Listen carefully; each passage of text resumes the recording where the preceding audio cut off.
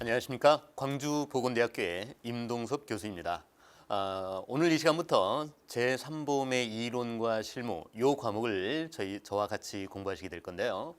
오늘 공부를 시작하기에 앞서서 여러분들 2020년도 제3보험의 이론과 실무 과목 시험 문제를 보셨는지 모르겠습니다만 시험 문제를 보신 결과 어떻습니까? 시험 문제가 좀 풀기가 어려우셨나요? 아니면 제3보험의 이론과 실무 이 과목이 가장 쉬웠나요? 아마도 2020년도에 시행된 제3보험의 이론과 실무 과목에 대한 신체손해사정사 시험은 거의 대부분의 수험생들이 말씀하시다시피 가장 쉬운 과목이었습니다.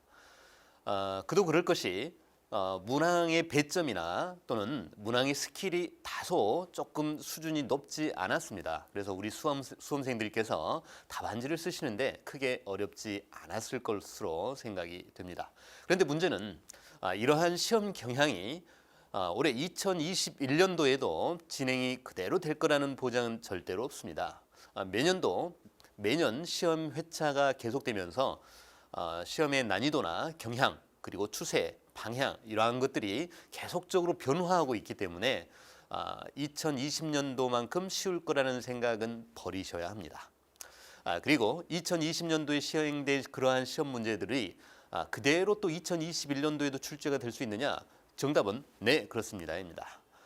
최근 출제 경향, 가장 중요한 경향 중에 하나가 바로 반복 출제된다라는 겁니다.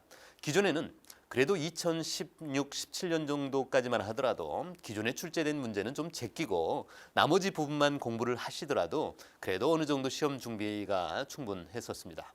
그런데 2005년도죠. 제4종 손해사정사 시험이 처음 실시된 이래로 거의 16년, 17년 이 정도 이렇게 지속이 되다 보니까 낼 만한 문제들은 거의 다 냈다는 거죠. 그래서 점점 시험 문제가 점점 지엽적이고 구석구석으로 가다가 이제 구석구석으로 갈 데도 없으니까 예전에 출제했던 문제를 다시 출제하는 경향까지 가고 있습니다. 그래서 제3보험의 이론과 실무에 대한 이 과목 전체에 대한 여러분들의 학습은 기본적인 내용들을 위주로 충실을 하게 해 나가시면 될 것 같습니다. 먼저 첫 번째 제목으로 제3보험 일반론 이렇게 제목을 잡았습니다만 제3보험과 관련된 일반적인 사항을 정하는 일반적인 사항을 공부하는 여러분들께 다소 좀 부담되는 얘기일 수도 있겠는데요. 저는 개인적으로 제3보험의 일반론 이 부분에서는 여러분들이 크게 공부를 하지 않으셔도 되지 않을까 하는 생각을 해봅니다.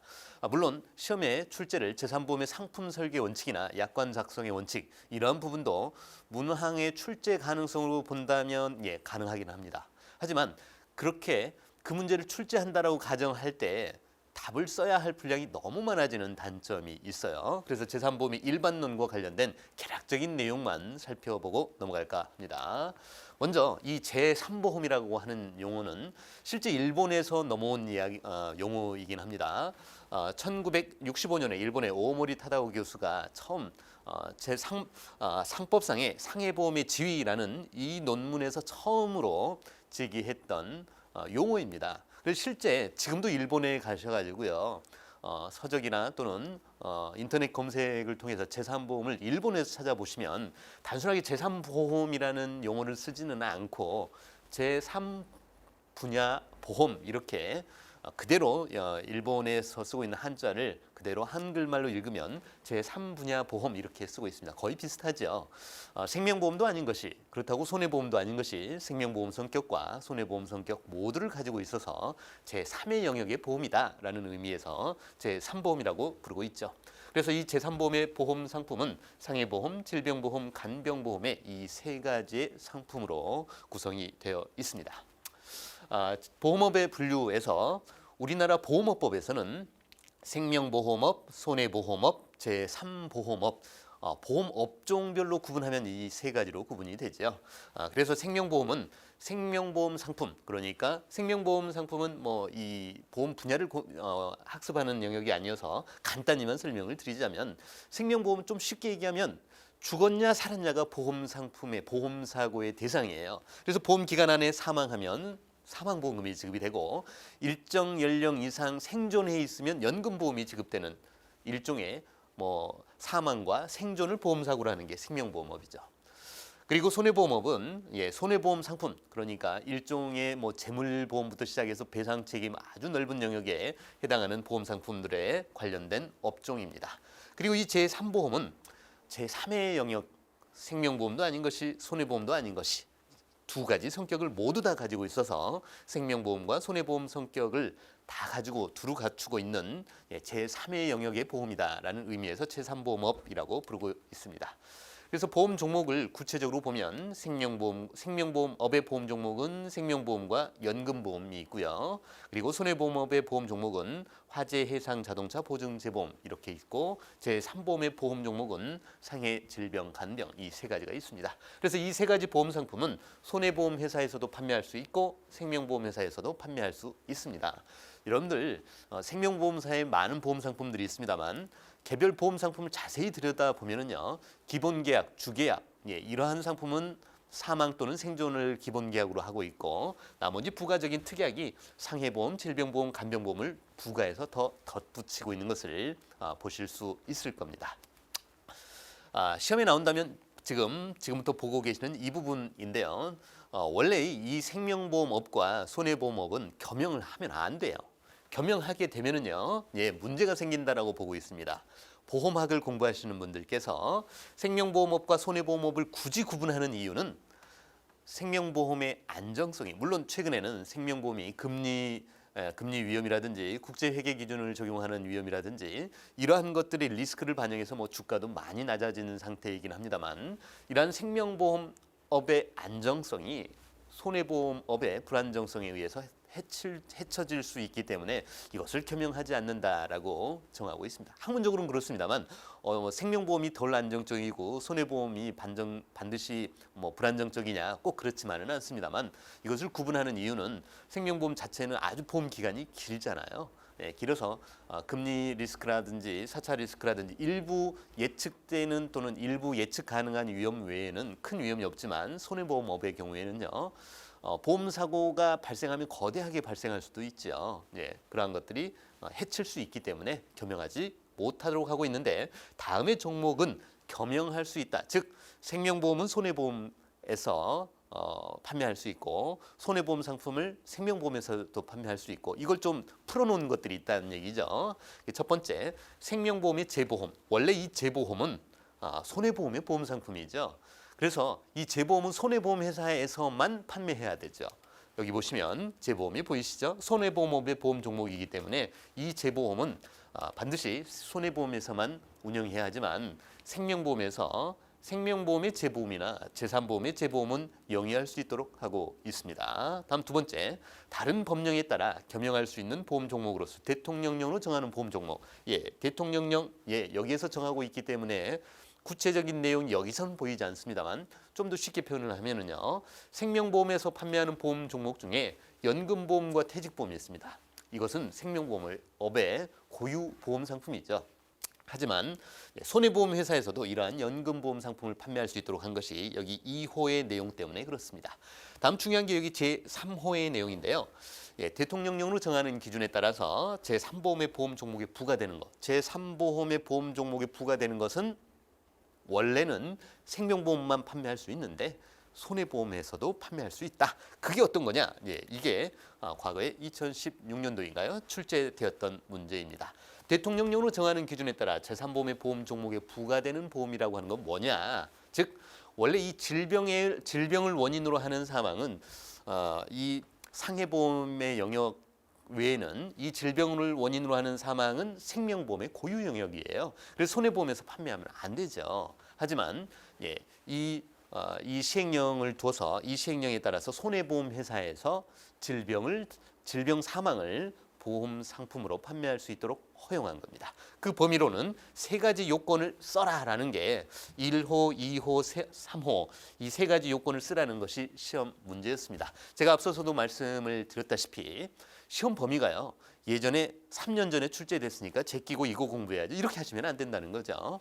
기존에 출제된 문제 이제는 처음 공부한다는 생각으로 표준약관의 거의 모든 내용을 다 보셔야겠습니다. 그래서 만기 시에 지급하는 환급금은 납입보험료 합계액의 범위 내일 것. 이 세 번째뿐만 아니라 하나, 둘, 셋 다 외우셔야 합니다. 첫 번째, 보험 만기는 80세 이하일 것. 즉 손해보험회사에서 판매하는 질병 사망 보장은요. 보험 만기가 80세예요. 그래서 80세 이상 할 수가 없어요. 그렇지만 생명보험은 종신보험이라고 해서 그 피보험자가 사망할 때까지 보험 기간을 무한대로 늘릴 수 있지요. 그런데 손해보험에서는 상해 사망은 상관이 없지만 질병 사망은 80세 이하여야 하고, 두 번째, 보험 금액의 한도, 그러니까 사망 시에 받는 질병 사망 보험금의 한도는 개인당 2억 원 이내여야 합니다. 질병 사망에 대한 사망 보험금은 개인당 2억 원입니다. 그래서 회사별로 여기저기 다 합산했더니 2억 원이 넘더라 그러면 안 되고요. 한 개인이 가입할 수 있는 질병 사망의 보장 한도는 2억 원이라는 뜻입니다. 계약당이 아닙니다. 다음 세 번째, 만기 시에 지급하는 환급금은 납입보험료 합계액의 범위 내일 것. 만기 시에 주는 돈 뭐라고 부르나요? 만기 환급금이라고 부르죠. 만기 보험금, 만기 환급금이요. 이러한 보험금은 낸 돈보다 작아야 된다. 즉 저축성 보험으로는 판매하면 안 된다라는 뜻입니다. 그래서 생명보험과는 그래도 좀 차별을 몇 가지 항목에서는 두고 있다. 이 세 가지를 쓰는 것이 과거 시험 문제였음을 꼭 기억하시기 바랍니다. 2016년도에 보험업법상 손해보험업의 보험 종목 전부를 취급하는 손해보험회사가 질병을 원인으로 하는 사망을 재산보험의 특약 형식으로 담보할 수 있는 요건을 모두 기술하시오. 보십시오. 6점입니다. 6점으로 나왔다는 얘기는 무슨 뜻이냐? 6가지를 쓰라는 얘기일 수도 있고요. 한 개당 2점씩 해서 3가지를 쓰라는 이야기일 수 있습니다. 요건은 기본적으로 여기에서 설명을 하고 있습니다. 손해보험회사가 질병을 원인으로 하는 사망을 재산보험의 특약, 이 요건을 일부 제한적으로 써두었기 때문에 나머지 3가지만 쓰면 되죠. 그 얘기는 한 개당 2점씩 총 6점이 배점이 되어 있었습니다.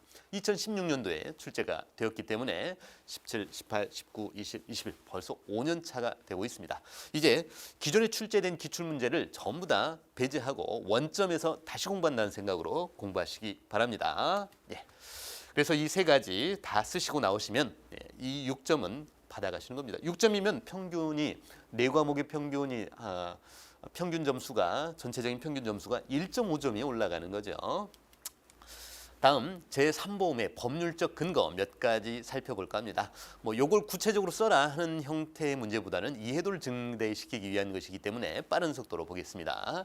인보험 계약의 보험자는 보험의 인보험 사람을 피보험자라는 보험 상품을 판매하는 보험회사는 생명 또는 신체에 관하여 보험 사고가 생길 경우에 계약에서 정하는 바에 따라 보험 금액 기타 급여를 지급할 책임이 있다. 그래서 인보험자의 책임에 대해서 상법 제727조에서 설명하고 있죠. 쉽게 얘기하면은요.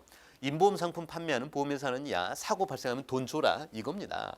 상해보험은요. 다른 얘기가 없죠. 신체 상해 관련 사고가 발생하면 상해보험 판매하는 너네 보험회사는 보험금 줘라. 별다른 내용이 없습니다. 물론 이러한 법률적 근거에 의해서 판매되고 있습니다만 739조, 732조 이 부분은 좀 유심히 보셔야겠습니다. 즉 상해보험에 관해서는 732조를 제외하고 732조 빼고 나머지는 전부 다 생명보험에 관한 규정을 준용한다라는 내용을 가지고 쓰도록 하고 있습니다. 그러니까 732조 빼고 나머지는 다 생명보험과 동일하게 적용해서 쓰라는 뜻입니다. 뭘 빼라는 뜻이냐? 이거 한번 보시겠습니다. 시험 문제 저라면 이거 한번 알고 있는지 물어보고 싶습니다. 왜냐하면 상해보험에 관해서 생명보험 조항과 다르게 적용하고 있는 법률 조항을 하나 써봐라. 732조라는 말도 안 쓰고 말이죠. 그러면 요거 묻는다면 쓸 수 있어야 됩니다. 이 재산보험의 이론과 실무인데 상법 조항도 물어보고 있나요? 네, 그렇습니다. 과거에 고지의무 위반 해지권 행사를 하면서 해지권 행사와 보험금 지급과 관련된 내용을 써라 하는 내용이 상법 조항을 쓰라는 내용이 있었습니다. 역시 마찬가지입니다. 732조 빼고 나머지는 다 생명보험 조항을 준용할 건데 그 빼는 거 생명보험 조항하고 다르게 따로 별도로 적용하는 게 뭐냐? 15세 미만자, 심신상실자 또는 심신박약자의 사망을 보험사고로 하는 계약은 무효로 한다 하는 조항은 생명보험과 다르게 적용하도록 하고 있다는 점입니다. 다음 재산보험의 특징입니다. 재산보험은 어떤 특징이 있느냐? 예, 재산보험의 특징을 써라라고 한다면, 예, 이 재산보험의 특징 자체가 딱 어디에 정해져 있는 것은 아니고 또 어떤 경우에는 좀 다르게 적용이 되는 경우들도 있기 때문에 기계적으로 이게 무조건 맞다 또는 이게 틀렸다라고 얘기할 수는 없기 때문에 그동안에 시험에 출제되지 않았던 겁니다.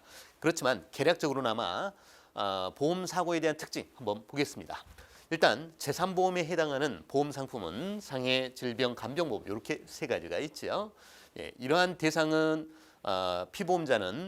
피보험자의 신체를 대상으로 하고 있지요. 그래서 상해, 사망, 후유장애, 치료비 이러한 신체 손해를 담보하고 있는데요. 재산보험의 보험 상품의 특징은 조금 생명보험과 좀 다른 게 있어요. 뭐냐면 생명보험은 사람의 생존 또는 사망이에요. 이건 거의 확실하잖아요. 거의 확실합니다. 어떤 게 확실하느냐? 사람은 누구나 죽는다. 사망이라고 하는 사실 자체는 확정적이에요.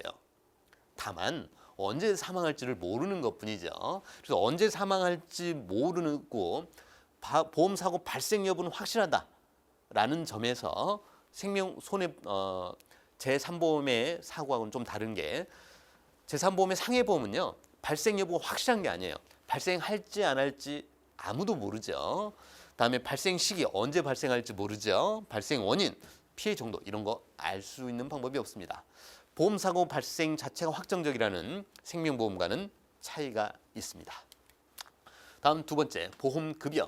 보험금으로 지급하는 그 금액에 정해진 금액을 지급하는 거냐 아니면 실손보상 형태를 지급하는 거냐, 예, 이 두 가지가 재산보험에는 혼재되어 있다라는 겁니다. 물론 생명보험 상품 중에는 정해진 거 또 그때그때 금리 변동이나 이런 것들에 따라 투자 손익에 따라서 지급하는 금액이 달라지는 것들도 분명히 있습니다만 제3보험에서 지급하는 보험금은요. 정해진 정액급부 방식하고 정해지지 않은 부정액 실손보상 방식도 있다는 점은 확인해 주시기 바랍니다. 다음 생명보험 규정을 준용한다라는 조항이 있었는데요. 앞서서 우리가 732조 빼고 나머지는 생명보험 규정을 다 그대로 쓰겠다라는 조항 보시기 바랍니다. 다음 손해보험과 재산보험 어떤 점에서 차이가 있느냐 하는 건데요. 첫째, 보험사고 발생 객체.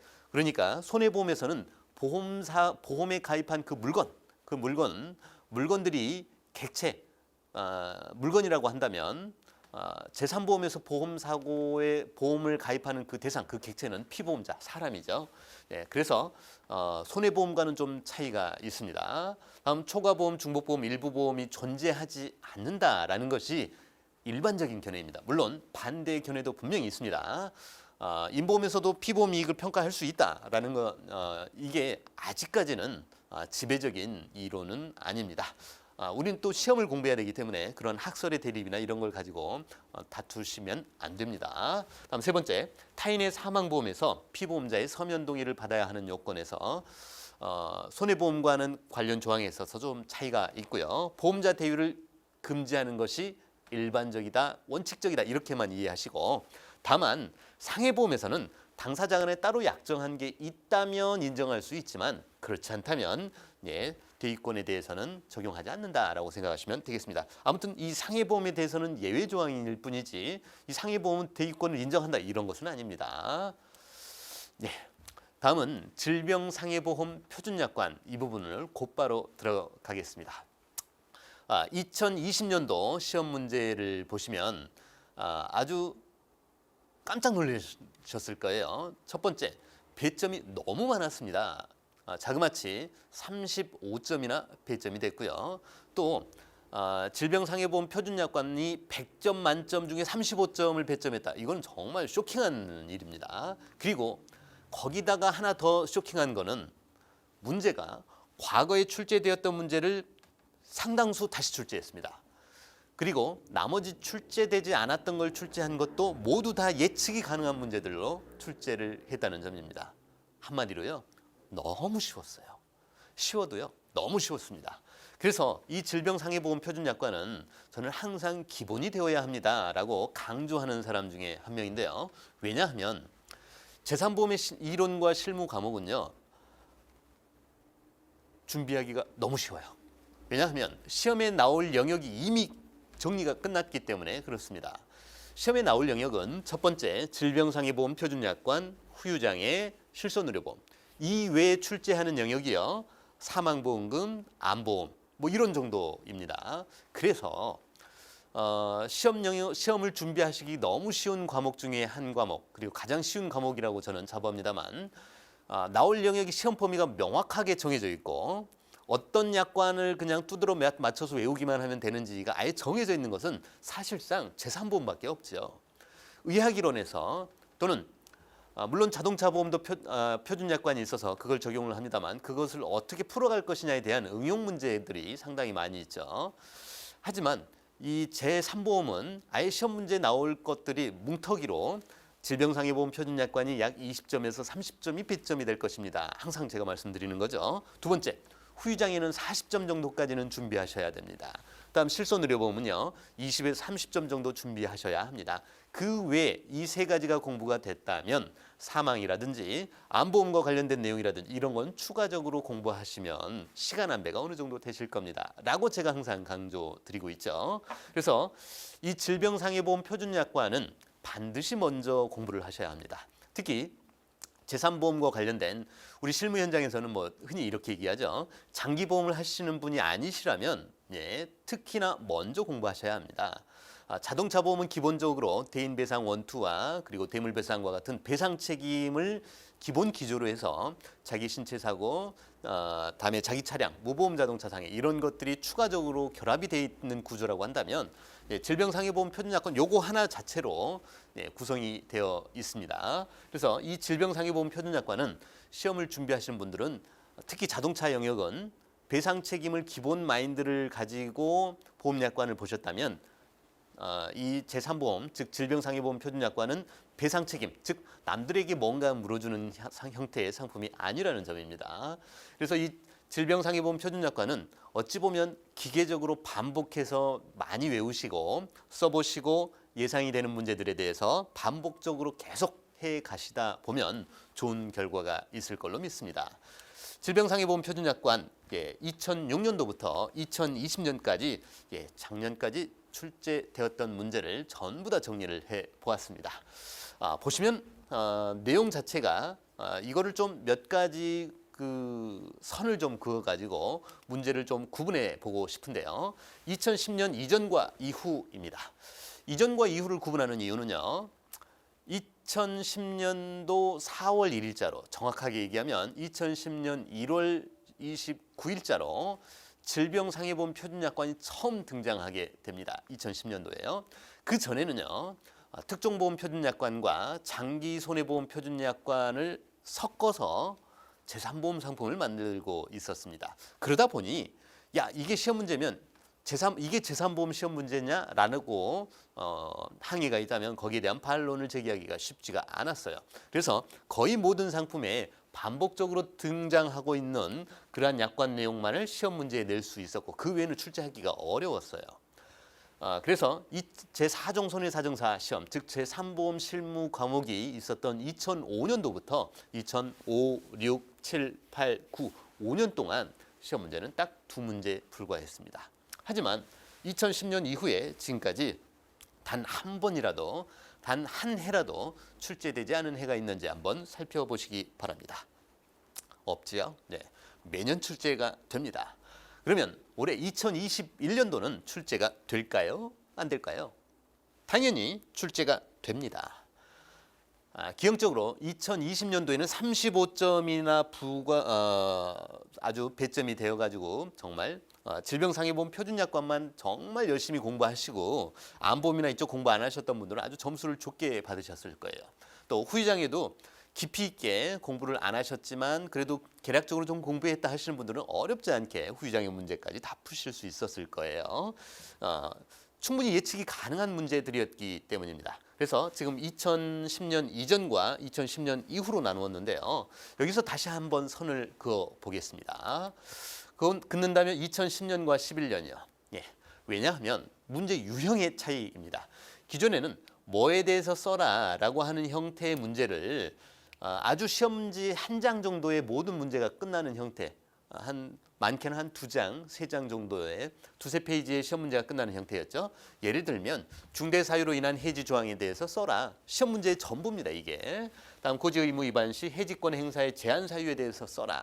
이 문제가 10년 만에 2020년도에 출제가 되었지요. 예. 배점도 그대로 해서 출제가 반복 출제가 되었습니다. 다음 보험회사의 손해배상 책임도 2017년도인가요? 예. 2016년도인가요? 예, 16년도에 있네요. 그대로 반복해서 출제가 되었습니다. 아직 출제되지 않은 거 뭐가 있느냐? 중대 사유로 인한 해지. 저는 2020년도에 출제될 줄 알았습니다. 예, 2021년도에 앞으로 10년 만에 한번 출제. 예, 거의 뭐 평행 이론처럼 반복되는 것 같아요. 2011년도 올해 이거 한번 잘 유심히 공부해 보시기 바랍니다.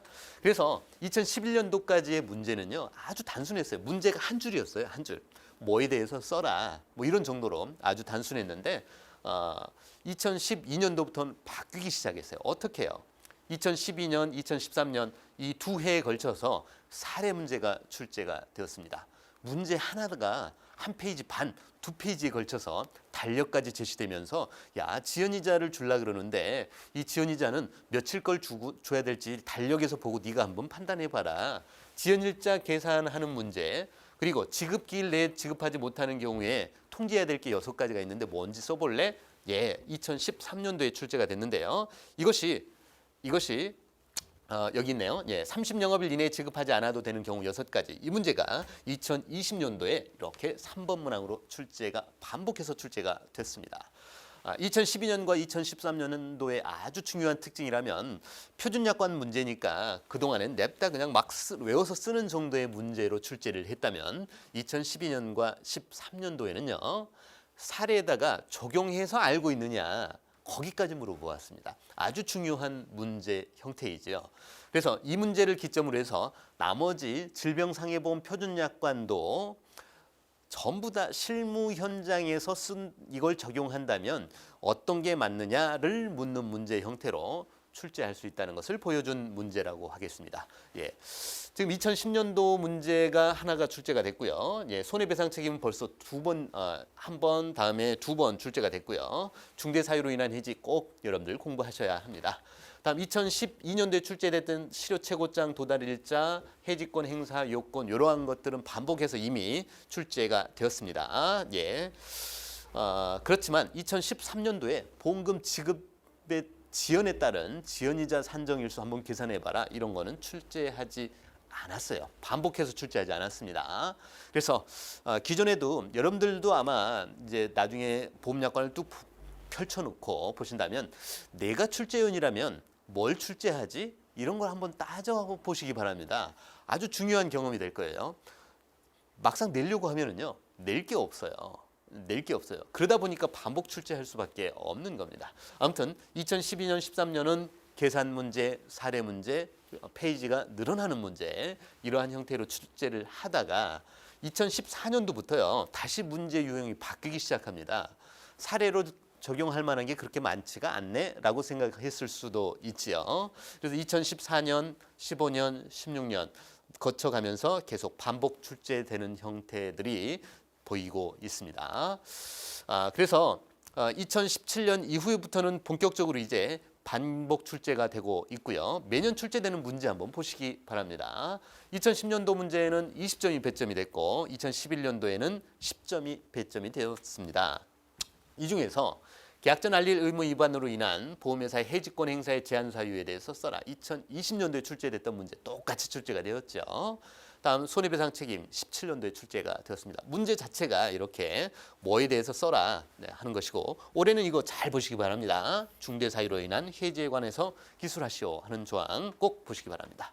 다음 2012년도 문제 한 문제예요. 예. 여기에 달력도 있습니다.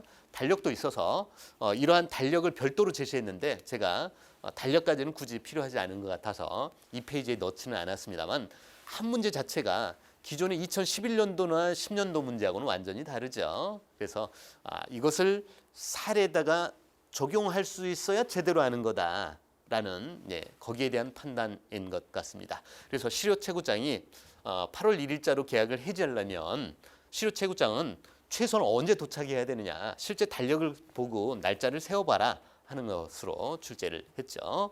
예, 유사한 문제 출제 가능합니다.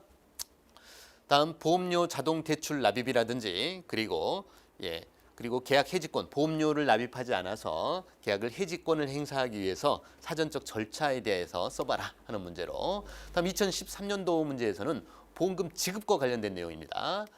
그래서 실제 지급할 때 지연이자 산정 일수 그리고 지급기일 이내에 보험금을 지급하지 못할 때 어떤 사항을 알려줘야 되느냐, 그 통지해야 될 사항 두 가지를 쓰시오 하는 문제로 출제를 했고요. 그리고 30영업일을 넘을 수 있는 거 써봐라. 이게 2020년도에 출제가 되었죠. 이렇게 반복해서 출제되고 있습니다.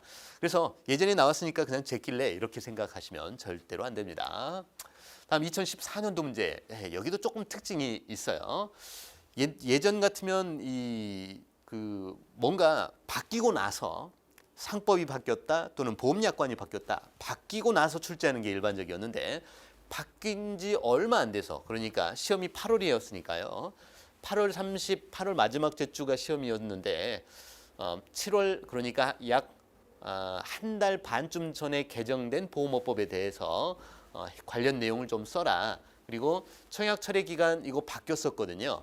2014년 7월 이후에 바뀌면서 청약 철회를 제한하는 계약의 유형 바뀌기 전께 출제가 됐습니다. 그리고 계약 무효 중에서 계약이 무효가 되는 세 가지를 써라.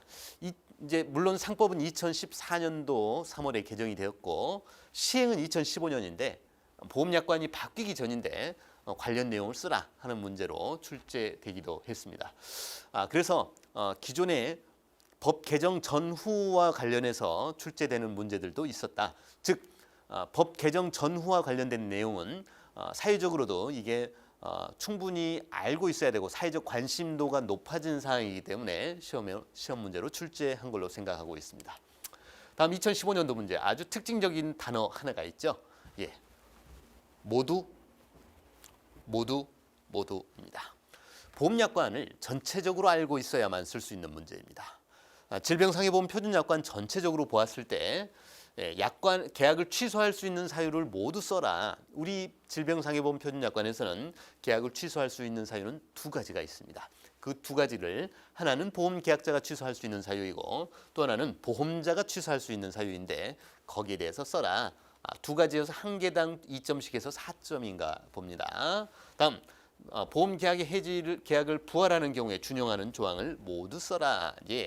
모두 써라. 준용할 때 아마 보험계약의 부활에서 거의 그 밑단에 있는 하단에 있는 사실상 실무자들은 뭐 그거 적용하겠지라고 해서 별로 유심히 안 볼 수 있는 사항들임에도 불구하고 이렇게 출제를 했는데요. 중요한 건 이걸 두 번이나 출제했다는 겁니다. 이때 한 번 출제하고 이 다음에 다시 한 번 출제했습니다. 다음 보험계약에서 해지환급금을 지급하는 경우를 모두 써봐라.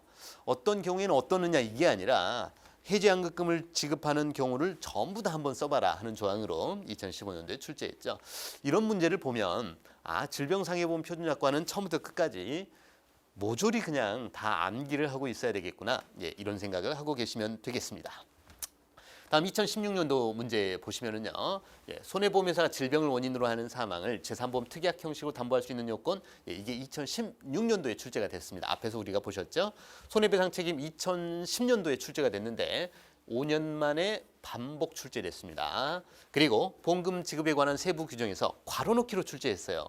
이 괄호넣기는요. 우리가 중고등학교 때 중간고사나 기말고사쯤에서만 볼 수 있었던 문제 형태인데요. 정확하게 해당 문구를 외우지 않으면 썼다 하더라도 좀 찜찜하거나 썼다 하더라도 정확하지 않으면 틀릴 수 있는 조항 부분입니다. 그래서 사망보험금과 관련해서 실종 선고라든지 관공서에서 수해, 화재나 그 밖의 재난을 조사하고 사망한 것으로 통보하는 경우에는 언제를 기준으로 사망일자를 산정할 거냐, 거기에 대한 문제로 이렇게 물어보고 있습니다. 다음 2017년도 문제입니다. 보험 수익자와 회사가 보험금 지급 사유에 대해서 합의하지 못할 때 우리 약관에서 뭐라고 정하고 있지? 5점짜리로 출제를 했고 서면동의 철회, 정말 예전부터 출제가 되었어야 함에도 불구하고 출제하지 않다가 2017년도 아주 중요한 조항이잖아요. 그리고 상해보험 계약 후 알릴 의무 위반의 효과에 대해서 써라. 2017년도에 출제했습니다. 이 상해보험 계약 후 알릴 의무는요, 사실상 거의 매년 출제한다고 보셔도 좋습니다. 이렇게 표준약관에서 출제할 수도 있고, 사망보험금에서도 출제할 수 있고, 다음에 후유장애 보험 문제에도 출제할 수 있는데, 올해 2021년도 시험 문제도 다시 출제될 수 있습니다. 왜냐하면 전동 킥보드, 전동 힐과 관련된 내용이 2020년도에 7월 20일자로 새로이 추가된 조항들이 있기 때문에 그렇습니다. 변경된 약관 조항은 출제 가능성이 높다. 하지만 상해보험 계약 후 알릴 의무 위반의 효과라든지 상해보험 계약 후 알릴 의무에 해당하는 그러한 사항은 어떤 것인지 등에 대한 내용은 지속적으로 공부하셔야 됩니다. 반복 출제될 수 있습니다. 다음 2017년도 문제는요. 출제한 것도 아니고 출제하지 않은 것도 아니고 조금 헷갈리게 하는 문제인데요. 실손의료보험 문제를 출제한 것 같은데 자세히 보면 이 문제들이 알려야 될 사항, 그러니까 계약을 체결할 때 알려야 될 대상이 되는 치료 항목의 번호하고 청약서상 질문사항 써봐라. 그리고 계약 전 알릴 의무 위반으로 계약 해지하고 보험금을 지급하지 않는다면 또는 보험금을 지급한다면 그와 관련된 상법 조항에는 뭐가 있느냐. 계약 전 알릴 의무와 관련된 상법 조항을 써봐라 하는 내용으로 출제했습니다. 그리고 당뇨병을 숨길 목적으로 당뇨약을 복용하고 보험회사의 진단 절차를 통과했습니다. 이걸 뭐라고 하죠? 사기에 의한 계약이라고 하지요. 그 사기에 의한 계약할 때 사기에 의한 계약으로 확인이 될 때 실손의료보험 표준약관에서 뭐라고 하고 있지 그걸 쓰라고 하는 겁니다. 보험 계약의 취소에 대해서 묻고 있는 문제이죠. 다음 2018년도 문제는 다시 약술형으로 변형되기 시작했습니다. 그래서 표준약관에 대해서 제1의 보험료를 냈음에도 불구하고 보장하지 않을 수 있는 경우 써봐라 라고 7점짜리로 했는데요. 원래 3가지인데 7점인 이유는 뒤에 단서 조항이 하나가 있어서 거기에다가 배점을 해놓은 것으로 저는 생각하고 있습니다. 다음 계약 내용을 변경할 수 있는 종목. 회사의 승낙을 얻어서 변경할 수 있는 거. 과거에 제가 종기, 납계금 해가지고 외우시도록 했던 조항이고요. 약관 해석과 관련된 해석의 원칙에 대해서 우리 보험약관에서 뭐라고 쓰고 있지? 라고 하는 것을 묻고 있습니다. 3가지를 묻고 있죠. 한 개당 2점씩 해서 총 6점으로 묻고 있습니다. 구석구석 안 들어가는 데가 없죠. 다음 2019년도 문제 보시면 납입 최고기간, 독촉기간 요구하고요. 보험회사가 납입 최고 시에 계약자에게 알려야 될 사항 써봐라. 반복해서 이렇게 출제하고 있습니다.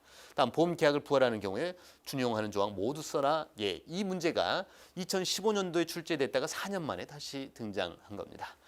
다음 2번 문제에 상해보험 계약 후 알릴 의무 조항에서 계약자 또는 피보험자는 피보험자에게 변경사항이 알릴 때 피보험자에게 알릴 그 변경사항이 뭐냐. 바뀐 내용이 그대로 하나, 둘, 셋, 4가지가 있죠. 그게 2019년도에 출제가 됐습니다. 2019년도에요. 그래서 관련 내용을 알고 있어야만 합니다. 다음 2020년도 작년도 시험 문제입니다. 문제로 보면 총 35점이고요. 계약자 또는 피보험자가 고의 또는 중대한 과실로 계약 전 알릴 의무 위반했는데 해지권 행사를 제한할 수 있는 경우 총 10점으로 물었습니다. 다음 약관 교부 및 설명 의무 조항에서 전화를 이용한 계약에서 자필 서명을 생략할 수 있는 경우 써봐라. 2가지가 있는데 한 가지당 2점씩 해서 4점입니다. 여기도 5가지가 있는데 한 가지당 2점씩 해서 10점으로 배점이 됐고요.